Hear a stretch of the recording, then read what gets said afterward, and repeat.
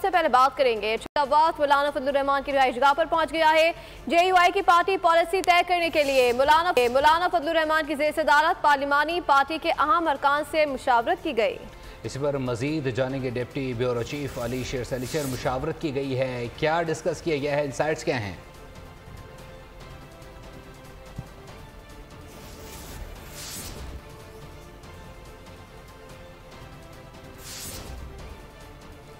अली शेर से रब्ता बहाल करने की कोशिश की जा रही है। आपको पता तो चले कि 26वीं आईनी तरमीम का ये मामला है और इस पर PTI का वफ़द मौलाना फजलुर रहमान की रिहाइशगाह पहुँच गया है। JUI की पार्टी पॉलिसी तय करने का भी मामला है, क्योंकि जो PTI डिस्कस करेगी उसके बाद मौलाना फजलुर रहमान ने हुकूमत के साथ ये शेयर करना है कि उनका क्या मौक़िफ़ होगा। इससे कबल उनकी जानिब से बाकायदा तौर पर उनकी अपनी पार्टी में भी अहम क़यादत से मुलाकात हुई है। क्या डिस्कशन हुई है, PTI के साथ क्या डिस्कशन हुई है, इस तमाम तर सूरत को जानने के लिए डिप्टी ब्यूरो चीफ अली शेर इस वक्त हमारे साथ मौजूद हैं। अली शेर, बताइएगा, मौलाना से PTI के वक्त की मुलाकात हुई है, क्या इंसाइट्स हैं? मौलाना की इससे पहले अपने भी सीनियर अरकान से मुलाकात हुई थी, क्या फाइनलाइज किया गया है? मौलाना फजलुर रहमान से मुलाकात के लिए पाकिस्तान तहरीक इंसाफ का वफद जो है वो अभी मौलाना की रिहाइशगाह पे पहुंचा है और अभी उनकी जस्ट मीटिंग शुरू हुई है, तो इसलिए ये इसमें से कि क्या फ़ाइनल होता है। लेकिन मैं ये बता सकता हूं कि गुज़िश्ता रात जो JUI और PTI की मीटिंग हुई थी उसमें ये वाला ऑप्शन डिस्कस किया गया था कि अगर हुकूमत जो है वो पुराने मुसवदे को, क्योंकि अरकान उसने जिस तरह भी पूरे किए हैं वो पूरे कर चुकी है, और अगर PTI जो है वोट नहीं देती और JUI भी वोट नहीं देती तो उसके नताइज क्या हो सकते हैं, ये PTI और JUI के दरमियान डिस्कस हुआ था। अभी पाकिस्तान तहरीक इंसाफ का वफद मौलाना की रिहाइशगाह पे पहुंच चुका है, लेकिन इससे पहले ही बहुत बड़ी खबर आ चुकी है और वो है सेनेटर कामरान मुर्तज़ा, जिनका ताल्लुक JUI से है। JUI के लीगल विंग को वो हेड करते हैं। उन्होंने ऑन रिकॉर्ड कहा है कि हुकूमत ने उन्हें राब्ता करके धमकी दी है कि अगर JUI ने 26वीं आईनी तरमीम को वोट ना किया तो फिर वो 3 मुसवदे 3 ड्राफ्ट तैयार कर चुके हैं। उनमें वो ड्राफ्ट भी शामिल है जो कि इब्तदाई ड्राफ्ट था, जिसमें मिलिट्री कोर्ट्स भी थी, जिसमें इस्लामी दफात इस्लामी आर्टिकल्स जो हैं वो भी शामिल नहीं थे। JUI के मुतालबे पर सूद के खात्मे के लिए 1 जनवरी 2028 की डेडलाइन दी गई।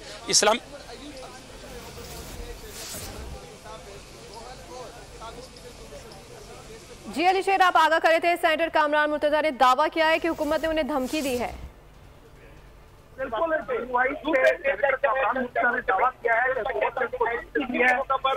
धमकी दी है कि अगर JUI ने 26वीं आईनी तरमीम, जिस पे पीपल्स पार्टी, JUI और PMLN में बड़ी हद तक इत्तफाक हो चुका है, JUI के 3 बड़े मुतालबात जो है वो माने गए हैं, जिसमें 1 जनवरी 2028 तक सूद के खात्मे की जो आर्टिकल था, आर्टिकल 38, उसको माना गया है, और उसके साथ साथ इस्लामी ज़राअती कौंसिल की जो सिफारिशात हैं उन पे 1 साल के अंदर उनको पेश करना और उस पर कानून साजी के नुक्ता नज़र से उसको देखना कि इसमें कौन सा कानून गैर इस्लामी है। और तीसरी चीज़ कि कोई भी बिल जो है सेनेट, कौमी असम्बली और सूबाई असम्बलियों में पेश होगा तो पेश होने के फ़ौरन बाद मुतलका सूबाई असम्बली, सेनेट या कौमी असम्बली में भेजा जाएगा कि उसमें कोई गैर इस्लामी चीज़ तो नहीं है।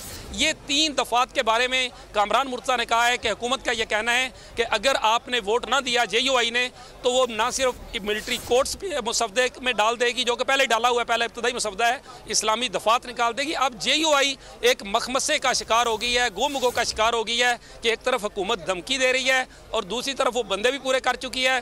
कहीं ऐसा ना हो कि जो कुछ हमने हासिल किया है वो भी जाता रहे। अब तक की JUI की जो बॉडी लैंग्वेज है, जो एक्शंस है, जो गुफ्तगू है, वो यही बता रही है कि JUI जो है इस्लामी दफात को बचाने के लिए, अपने पार्टी के मंशूर की दफात को बचाने के लिए इस तरमीम की वोट जो है, बिल जो है, इसको वोट देने जा रही है। यहाँ से सेनेटर जो है वो रवाना हो चुके हैं। पार्लिमानी जो सेनेटर है मौलाना ताउर रहमान, उनके चैम्बर में जाकर बैठेंगे और इंतज़ार करेंगे कि मौलाना फजलुर रहमान हतमी तौर पे फैसला क्या करेंगे।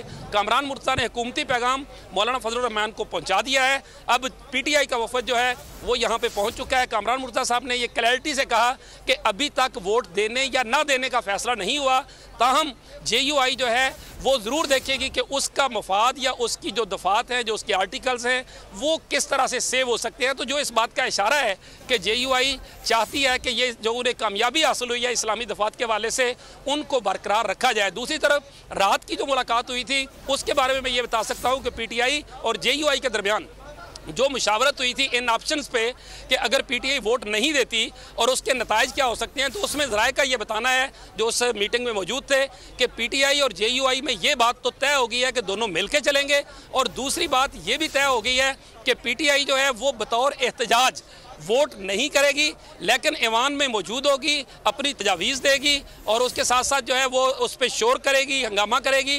और अगरचे उसके अरकान जो है बड़ी तादाद में मौजूद नहीं होंगे, चंद अरकान जो है वो कौमी असम्बली में और चंद जो है वो सेनेट में होंगे, लेकिन वो बतौर एहतजाज जो है वो वोट नहीं देंगे कि हमारे अरकान को उठाया जा रहा है, हरासा किया जा रहा है।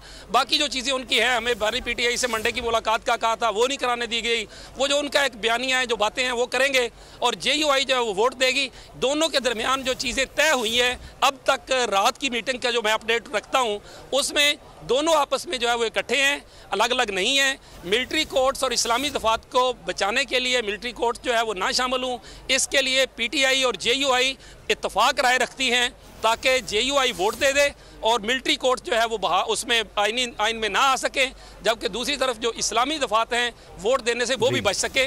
तो इस तरह से इनका लाइजान आपस में, मेरे ज़राए के मुताबिक इनका लाइजान बन चुका है। इनके दरमियान इस बात के ऊपर ये कि पीटीआई बतौर एहतजाज वोट ना दे, अपना एहतजाज करे, जबकि जेयूआई जो है वो वोट दे, और इस तरह से करके ये आपस में मिल के मिलिट्री कोर्ट से भी बच जाए और इस्लामी दफात भी बचा ले। इस तरह की स्ट्रेटजी जो है वो इनकी तय किस तरह से अपने जो मुतालबात हैं वो भी बनवाए जाएं और वोट भी कास्ट ना किया जाए। यकीनी तौर पर जेयूआई जो एक मुश्किल सूरत हाल में दिखाई देगी। अली शेर इस वक्त हमारे साथ मौजूद थे, तमाम तर सूरत हाल से मैं अपडेट करते बहुत शुक्रिया। सब्सक्राइब करें और बेल दबाएं ताकि कोई खबर रह न जाए।